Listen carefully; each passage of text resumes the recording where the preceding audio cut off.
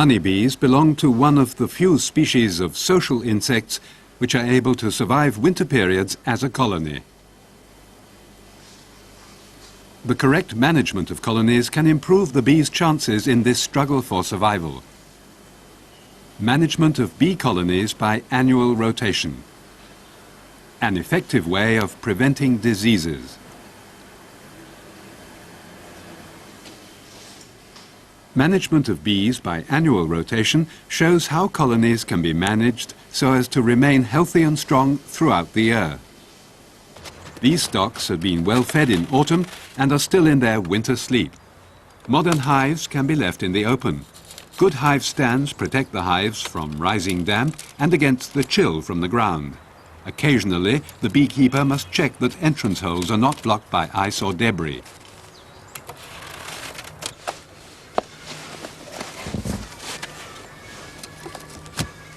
Here we can see an example of the good winter cluster of a healthy, strong colony.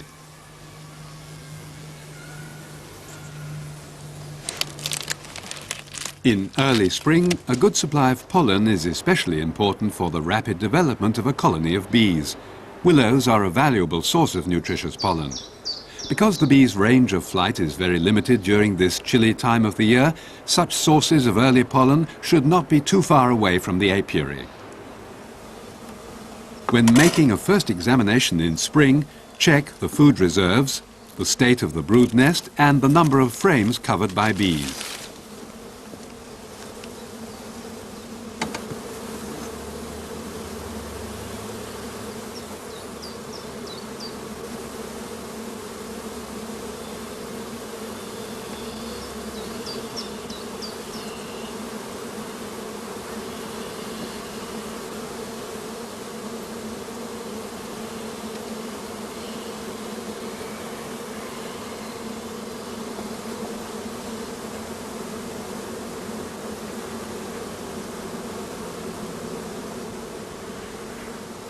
This colony fulfills all our expectations. Last year's care and management have paid off handsomely.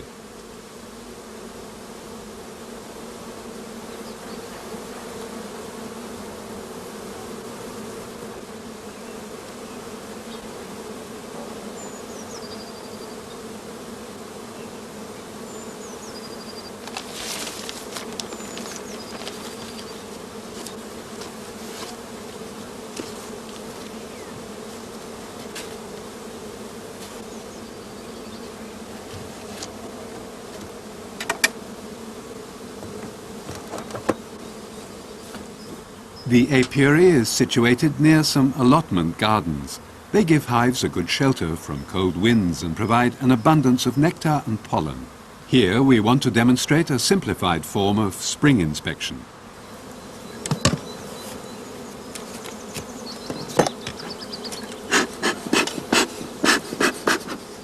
After tilting the upper brood chamber, an inspection of the passages between the frames gives enough information on the stock's strength, its brood and food reserves.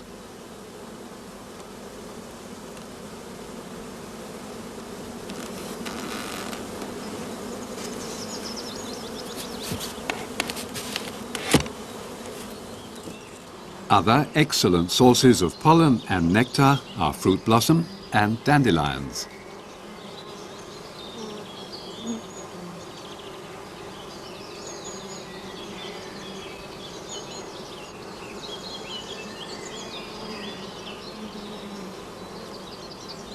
Surrounded by stimulating sources, these colonies have developed so well that the brood nest can be expanded.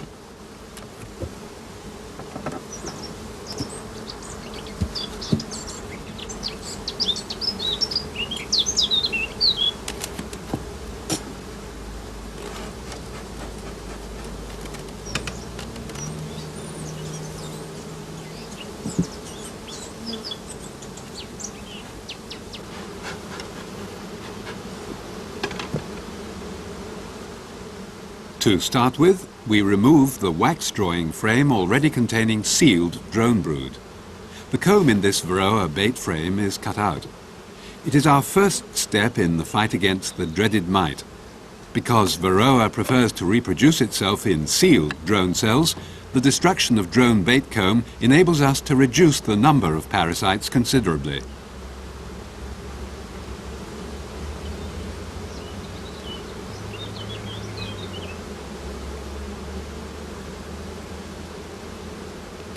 The second wax drawing frame is also full of drone larvae, but none are sealed. It remains in the hive until our next inspection.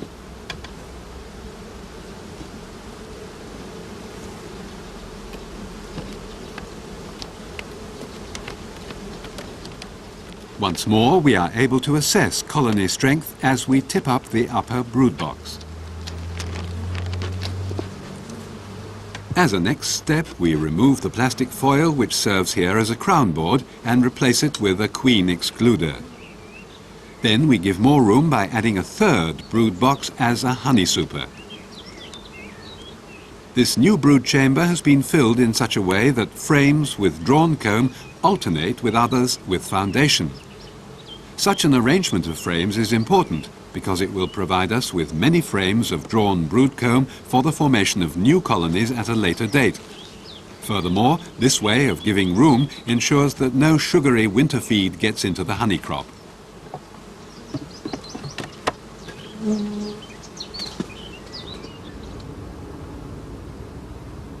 The stock has now 3 stories and is well prepared for the forthcoming nectar flows.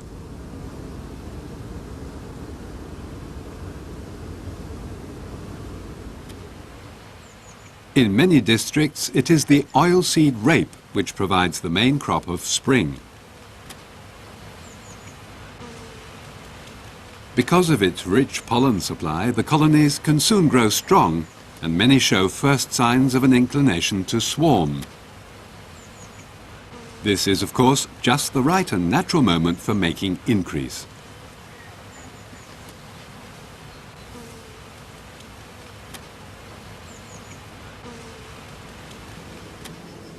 All colonies must now be examined regularly at 7 to 9 day intervals for swarming intentions and the need for more storage space.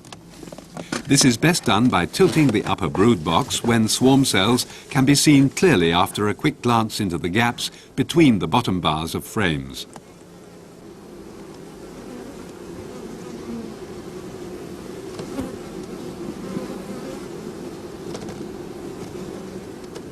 Again, the Varroa bait combs of the wax drawing frames are cut out in order to reduce the growth of the populations of the parasite and provide the bees with the opportunity to build comb.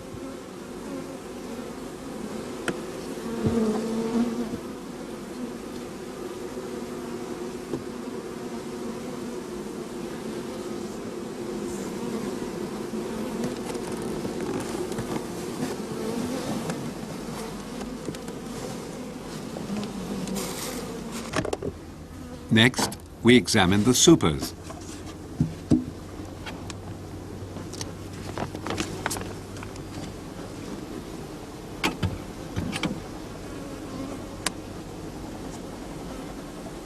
This stock has drawn out the sheets of foundation and the honeycombs are 2/3 full of honey.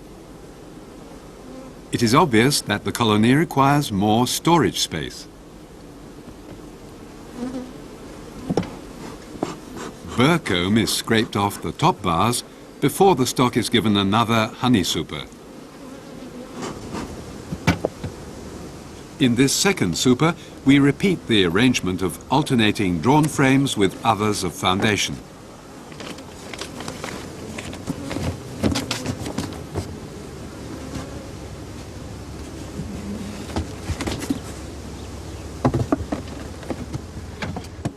All stocks are dealt with according to their strength and their need for more storage room.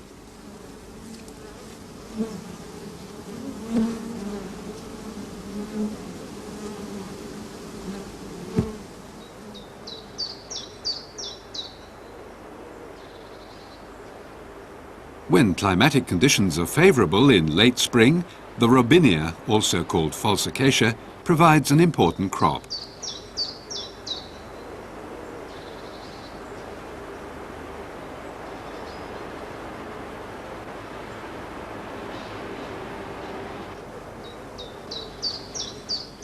These colonies have been brought back to the home apiary and are ready for the removal of the honey and for shook swarming, one way of making a colony increase.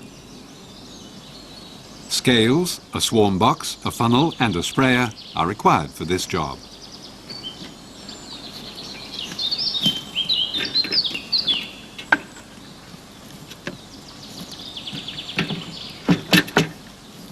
The weight of the empty swarm box is recorded first of all.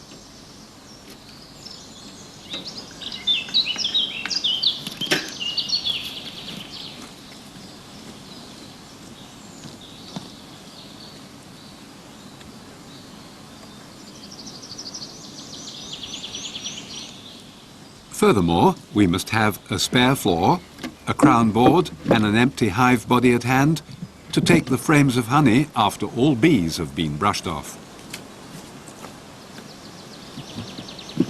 The funnel must be sprayed with water before we open the first hive. This helps when shaking bees into the swarm box.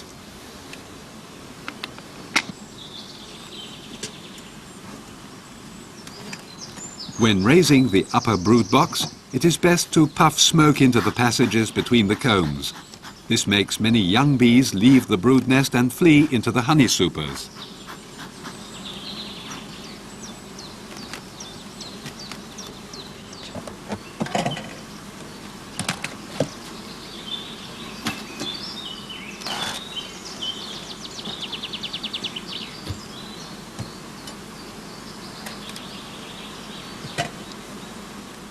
Next, we lift off the supers and set them aside.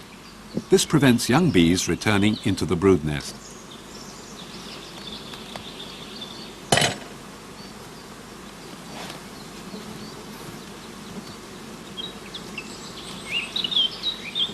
Covering the hive reduces the danger of robbing.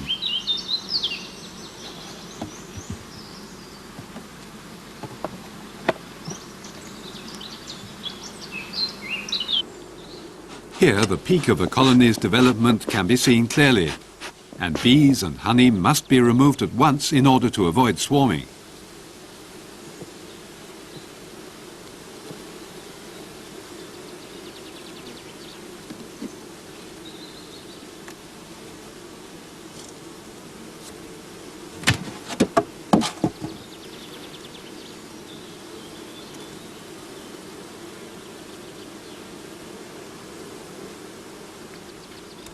Shaken or brushed into the funnel, the bees fall into the swarm box underneath.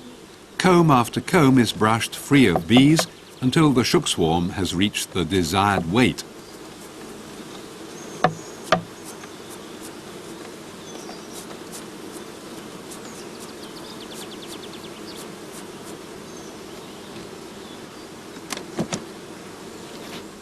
As a rule, it is possible to take one shook swarm from each colony. Should colony strength be insufficient to give us full weight, then it is possible to add more bees from another colony.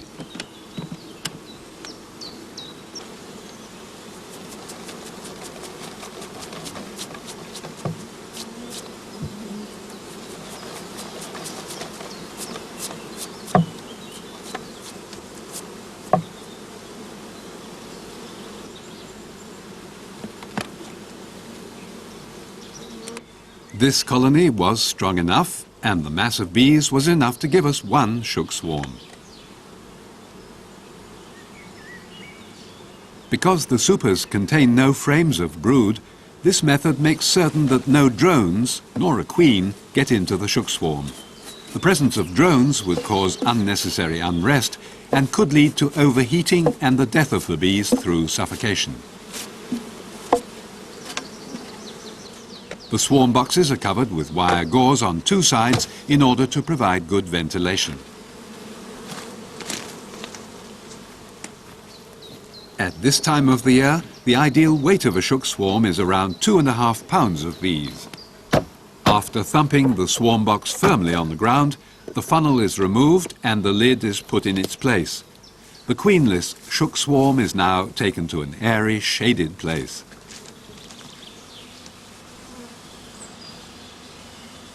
Every colony is treated in this way.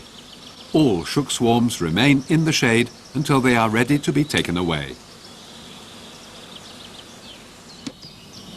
The supers are now strapped together and are loaded onto a trailer.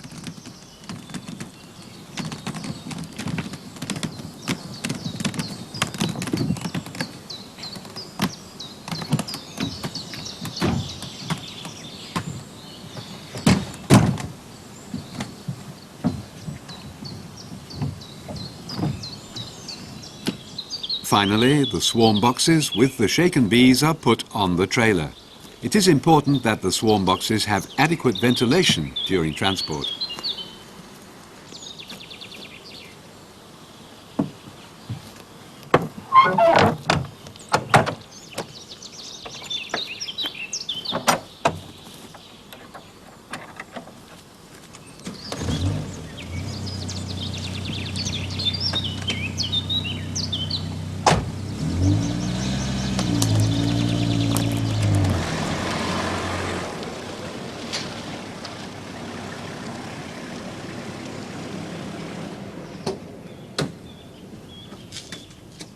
Having reached the extracting shed, the shook swarms are unloaded first and are set down outside for their varroa treatment.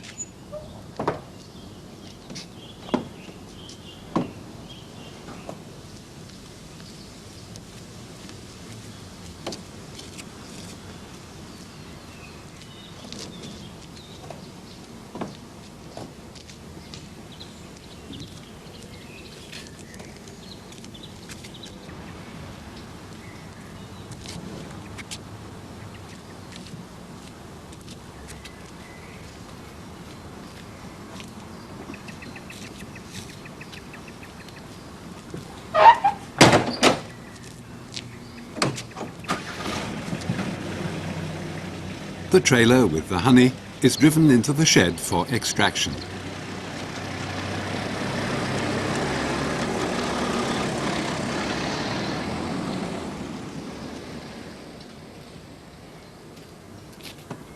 Several chemicals have been officially approved for the control of varroa mites. Here we administer a systemically acting remedy. After all shook swarms have been treated, we turn our attention to the catching of the mated queens.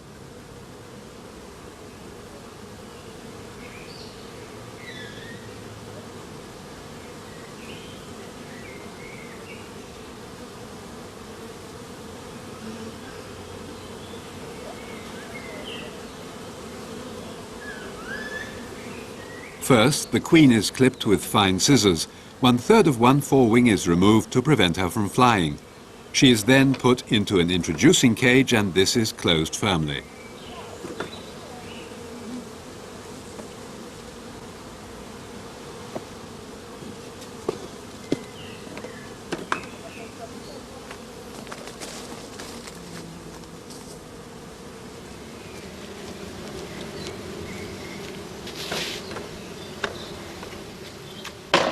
After again thumping the swarm box firmly on the ground, the queen cage is suspended by wire among the bees.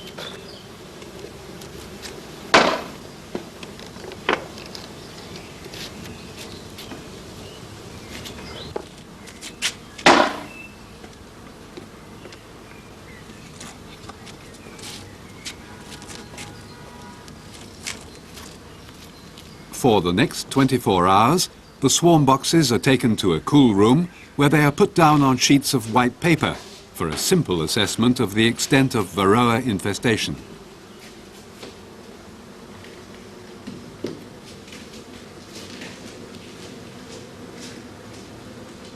Because shook swarms are artificially created swarms and bees have an empty honey stomach, they must be given some food soon. Here they are fed with goods candy made from honey and icing sugar, and the room is darkened. Once the shook swarms have been dealt with, we return to the out apiary and attend to the control of swarming in the parent stocks and the putting on of supers.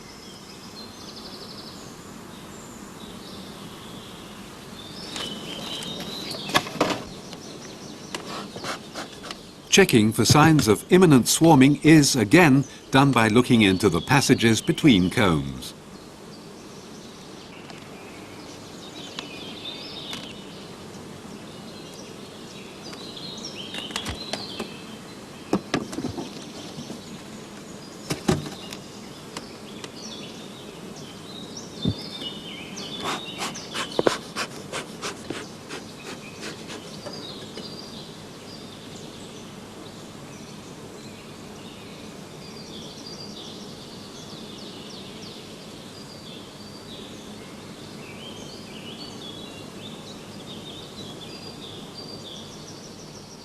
Although a lot of bees of the adult population had been removed, colony strength is still sufficient to take advantage of any expected flows of nectar.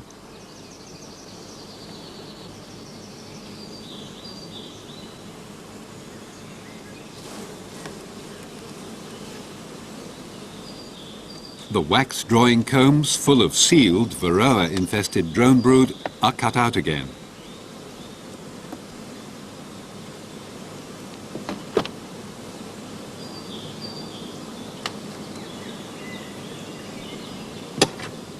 All other colonies are treated in the same way.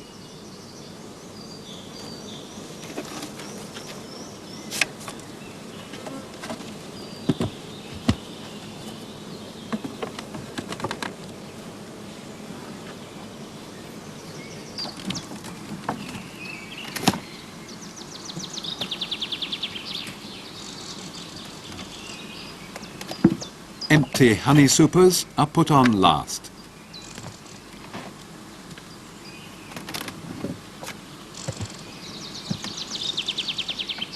At this time of the year, the supers are filled with drawn comb because bees tend to fill drawn cells more readily.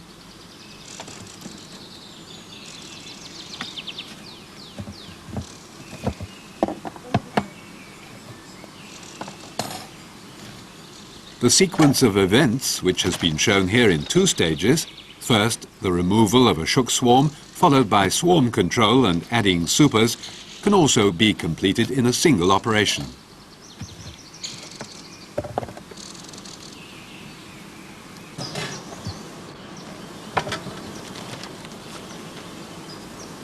After adding supers, the old colonies are ready again for the next crop.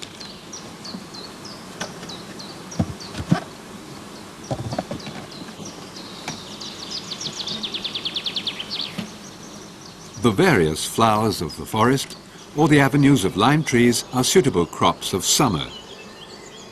They produce floral and honeydew honeys.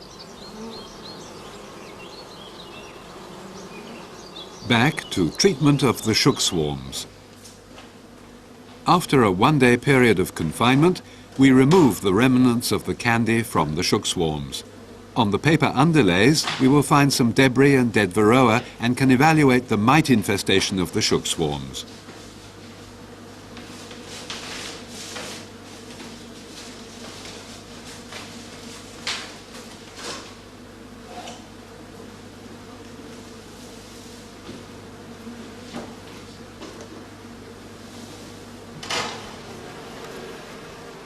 The debris consists mainly of sugar crystals and wax scales, and the oval bodies of dead varroa can easily be distinguished.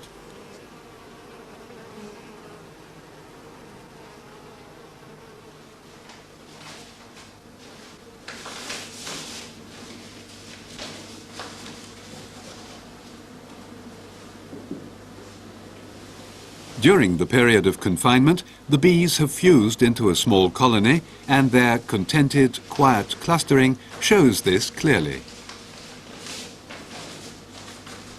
The shook swarms will be given new brood boxes. These should contain 1 to 2 combs with sealed honey, as well as frames of drawn comb, which had been removed from the parent stocks.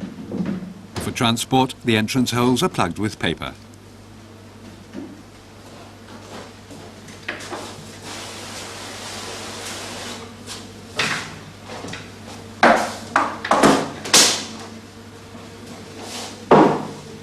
Before hiving the shook swarms, the bees in the swarm boxes are sprayed with water. This prevents their flight. At the same time, we remove the caged queen.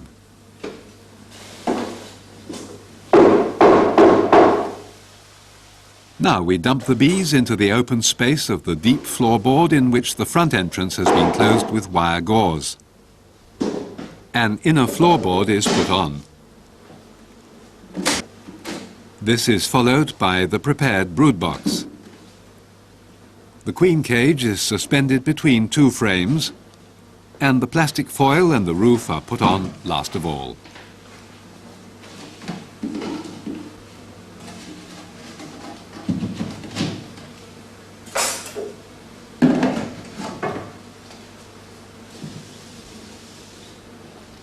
The bees remain in the dark room overnight. They need a little time to clean out the honey-moist combs. Experience has shown that when such package bees are left in confinement overnight, they are more harmonious and content. The following morning, these freshly established colonies are taken to their new apiary.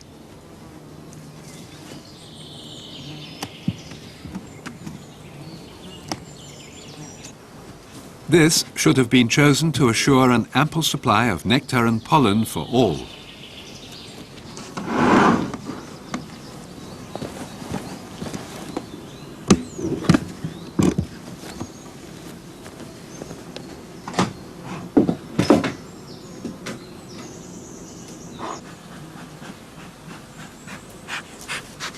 Giving a puff of smoke, we remove the wire screens from the entrance.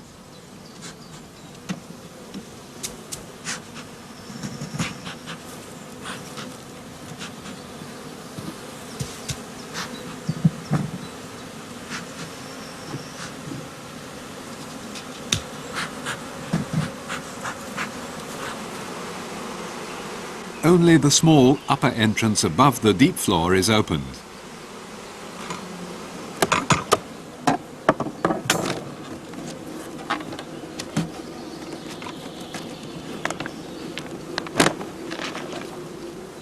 This picture shows the calm, settled condition of the colony.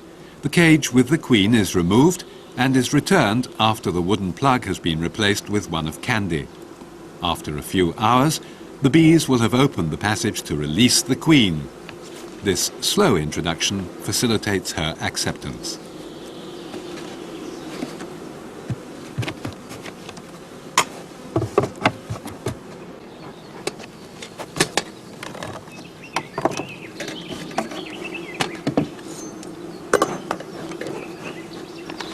After 1 week, it is best to check her acceptance.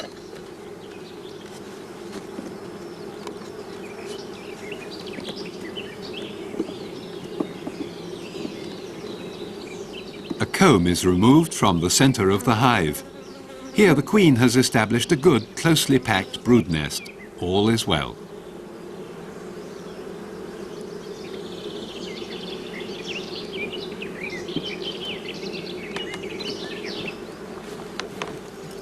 Until now, the colony's requirement for food had been assured by the frames of honey. To stimulate development of the brood nest, it requires a constant stream of liquid food as well as a regular supply of pollen. When the outside sources are insufficient, small helpings of food in liquid or solid form must be given. It pays us handsomely to give regular feeds of sugar syrup until the first brood emerges. All signals are now set to clear the way for a healthy and rapid development of the new colonies. They are a young queen, new combs, many young bees, a steady stream of food and a good supply of pollen. Another way of forming new young colonies is making nuclei with combs of emerging brood. The adult bees, having been brought home about 9 days previously, are queenless, and the frames by now contain only sealed brood and stores of honey.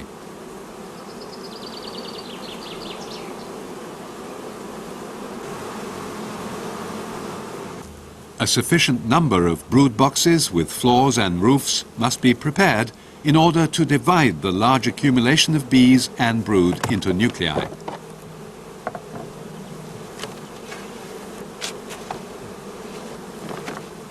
These brood chambers should contain frames in the following order: an empty drawn comb,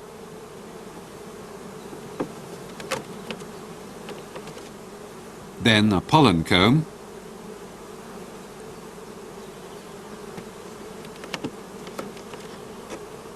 next to a comb of honey. Then we leave a gap to take the brood combs. Beyond the gap there should be 2 more frames of drawn comb and a frame feeder filled with soft candy.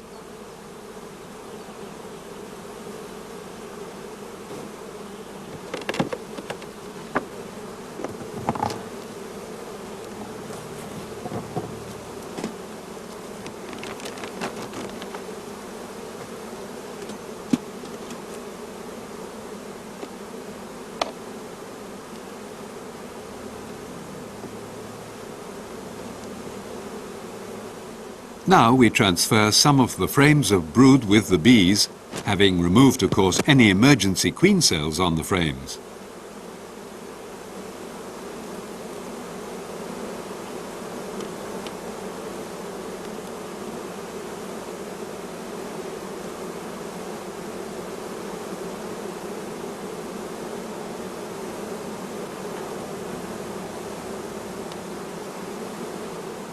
Nuclei are made of different strengths depending on the time of the year, the way we requeen the stocks, and their final utilization.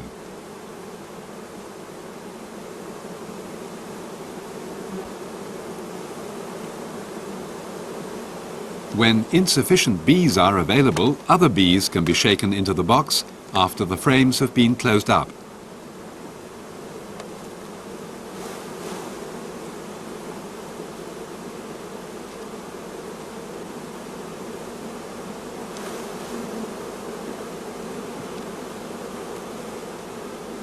Finally, in this case, the nuclei are given a ripe queen cell each.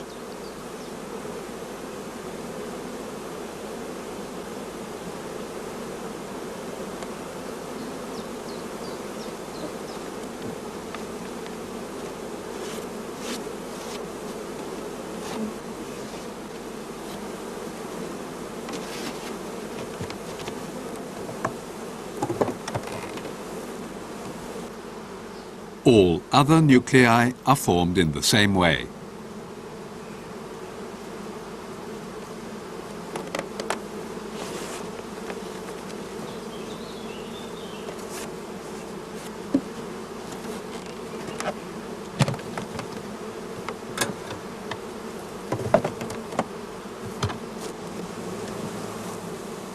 The original collection of bees and brood frames has now shrunk to a small nucleus which also needs a queen.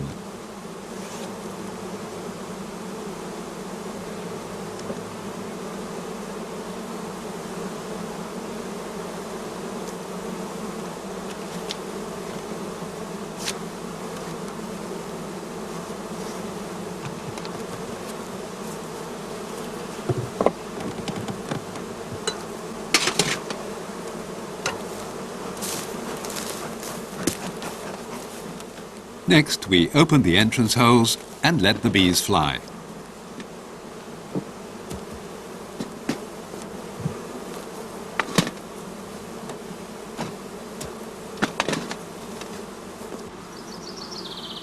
If necessary, these nuclei can be treated with an approved varroacide. Around 4 weeks after their formation, the nuclei can be given more room, and second brood boxes have to be prepared in advance. They should contain 2 bait frames for drone comb, as well as frames of drawn comb removed from honey-producing colonies.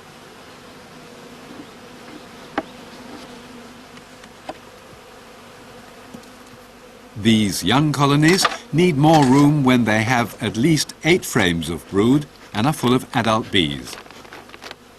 Nuclei which have not reached this strength before the end of July should be left in single brood boxes. Where extra room is needed, 2 frames of sealed brood are removed from the brood nest and transferred into the new upper hive body. This brood should occupy the central space made available by the removal of the 2 Varroa bait frames.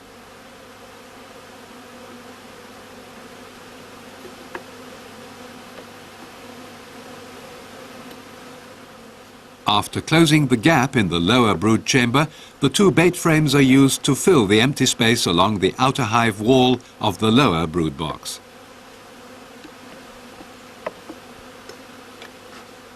Burr comb is removed from the top bars of the frames. The new brood chamber is put on top. This completes our manipulations on this colony, and we deal with the other stocks in the same way.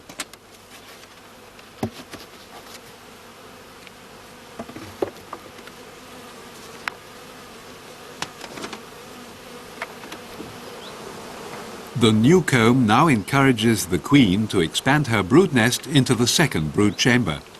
At this time of the year, any extension to the brood nest should be made with drawn frames rather than with foundation.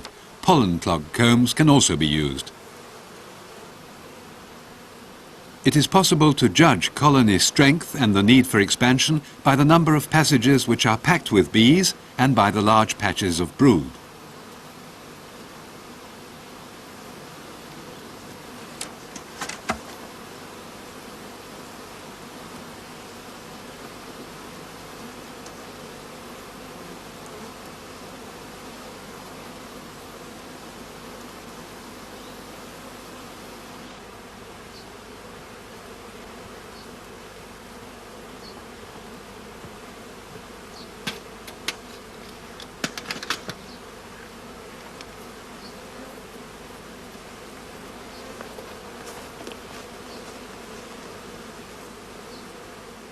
When nectar flows become scarce and insufficient, it's important to continue giving a little extra food in order to stimulate brood rearing. The food can be given as soft candy or, as in this case, in the form of granulated blossom honey. Giving solid food ensures that bees take the food slowly and do not fill the combs too quickly. The surface of the honey is covered with paper in order to avoid bees getting covered with sticky honey. This quantity is sufficient for about 14 days.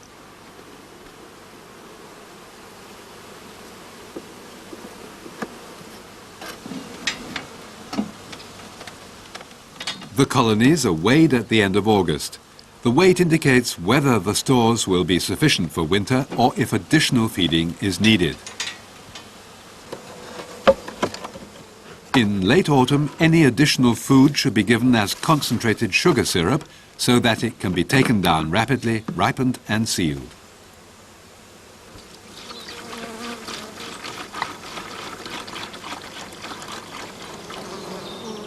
But let's return to the honey-producing colonies. They are now on the heather moors in order to secure a last crop.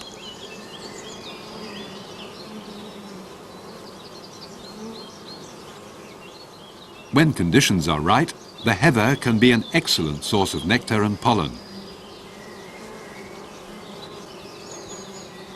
In order to secure a heather honey of low water content at this late time of the year, it's especially important that the space available for honey storage is restricted to suit the strength of the colony.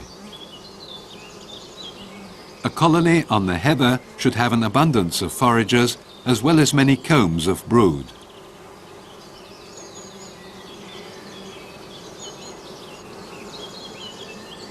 When the heather flow is over, the colonies are ready for the removal of the honey crop and their dissolution as individual colonies. In order to prevent robbing, the entrance holes are blocked up first.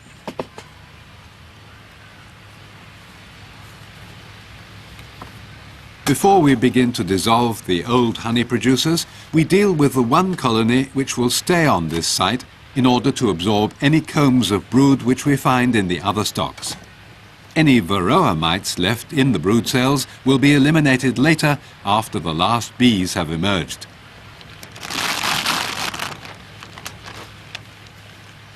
At the same time, this colony will also absorb all flying bees left behind when our work is done.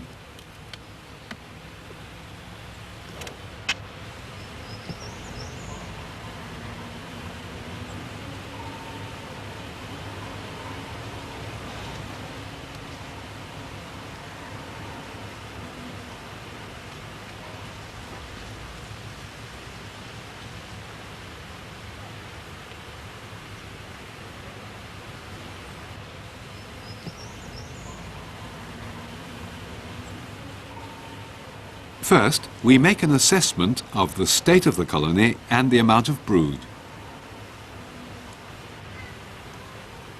At the same time, we look for the queen and cage her.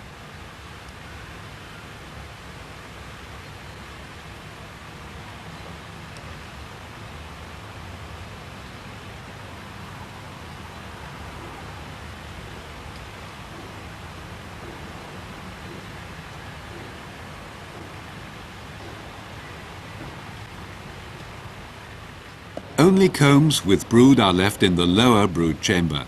All other frames, empty or full of honey, are brushed free of bees and transferred into a spare hive body.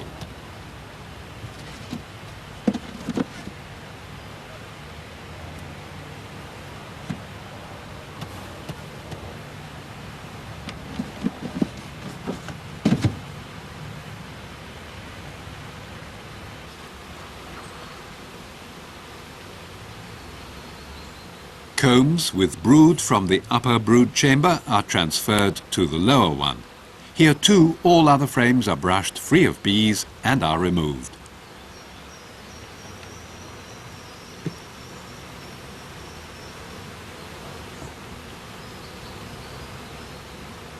The queen cage is now suspended between two frames of brood in the lower hive body. Depending on the strain of bees and the nectar flows, the quantity of brood will vary from one stock to another. At this time of the year, most colonies have no brood at all.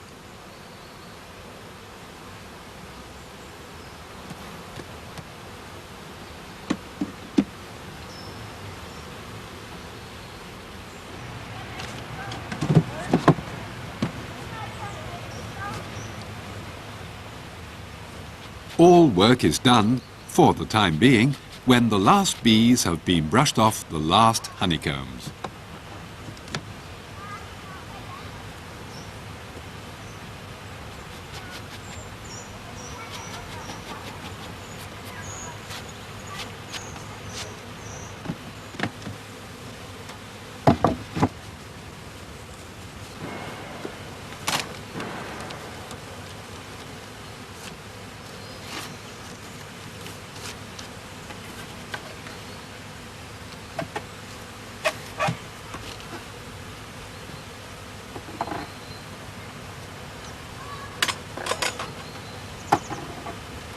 All other stocks are now dissolved and the populations of bees are also turned into shook swarms.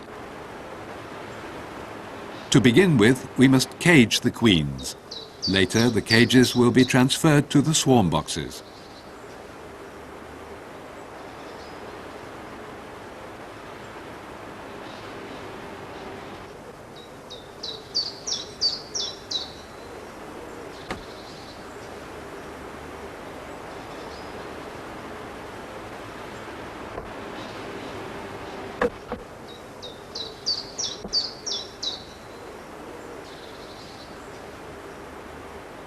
After spraying the warm funnel with water, the bees are brushed off the combs containing honey.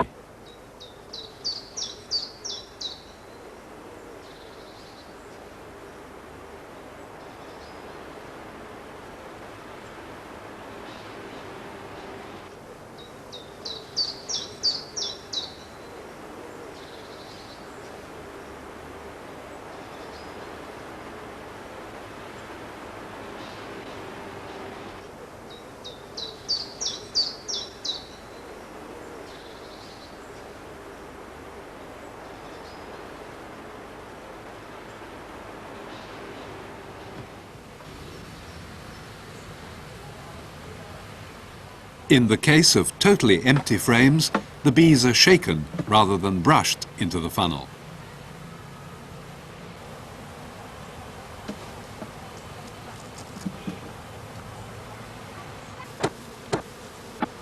Bees which had found refuge in the space of the deep floor are also dumped into the funnel to join the others in the swarm box.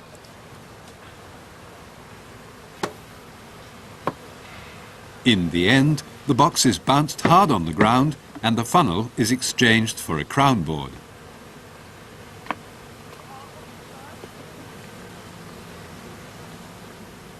Before the swarm boxes are removed from the site, any bees adhering to the outside are brushed off so that they can fly to join the colony which will remain at the site. That colony will stay here for a further 3 weeks if its reserves of food permit. After that, it will also be turned into a shook swarm. The shook swarms, mostly infected with varroa, are now taken to a dark room, treated overnight with a varroacide and fed with soft candy. After this period of rest, each shook swarm made of these old honey-producing colonies will be united with a young colony made in early summer.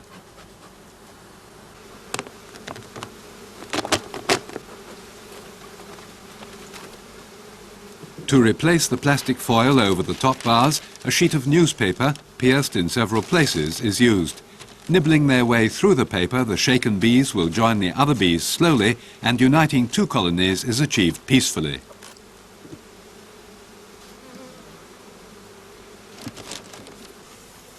An empty brood box is now put on the top of the newspaper, and we spray water over the shook swarm to stop bees flying up. After the removal of the queen cage, the bees are shaken into the empty brood chamber and the hive is closed up.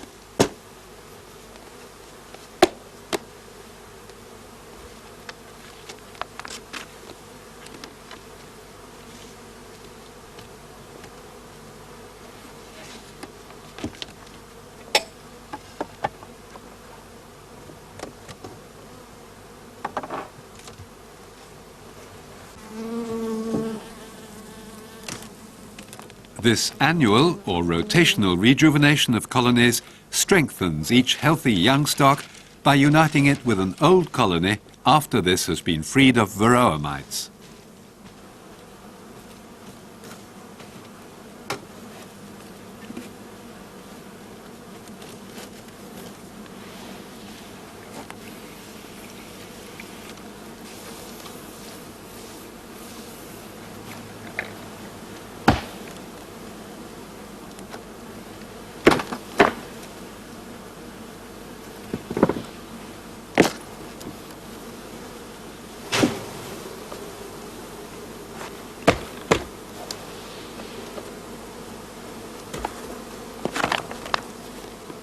The result is that all colonies are powerful and well prepared to withstand the ravages of winter.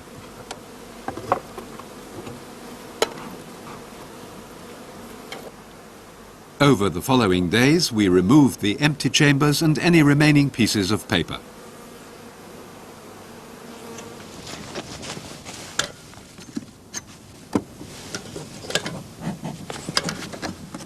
Late in autumn, the inner floorboard is removed.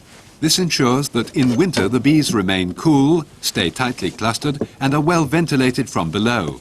In order to keep an eye on the varroa populations, a varroa screen with a paper inlay is put into the deep floor space temporarily.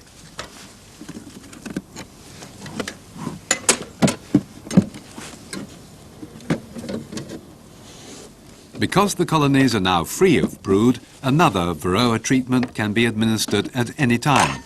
This depends very much on the initial varroa infestation and the chances of reinfection from outside sources beyond our control.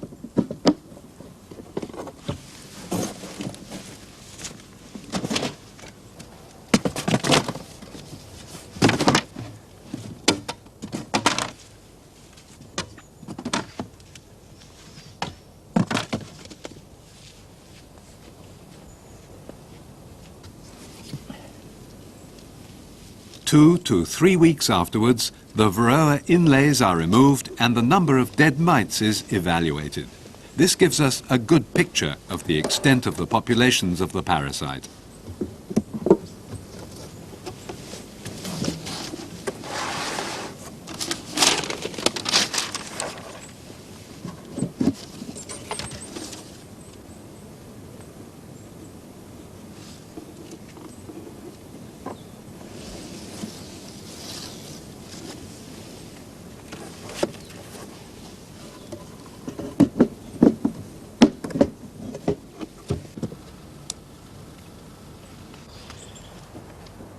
After this, the colonies are largely left alone for the rest of the winter. The annual rotation system in bee management produces strong, varroa-resistant and powerful stocks which are able to overwinter and utilize all available nectar sources for an optimum honey crop the following year.